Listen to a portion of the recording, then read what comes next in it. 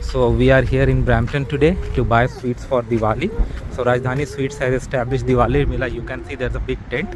We are going over there. It's gonna be the buffet style where you pick up and then bill. So I'm gonna try to show you how much, how big and what other things are from inside. So stay tuned.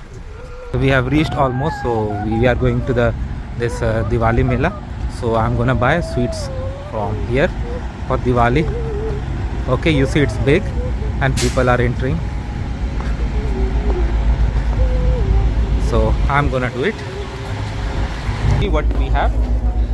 As you can see, there's so many sweets, multiple corners they have, and they are even selling dry food also.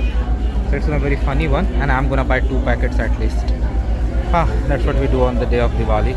Although I don't eat it, but I still have to give it to them. So now we are going for billing at the counter. So that's it guys. Thanks for watching. Please subscribe to the channel.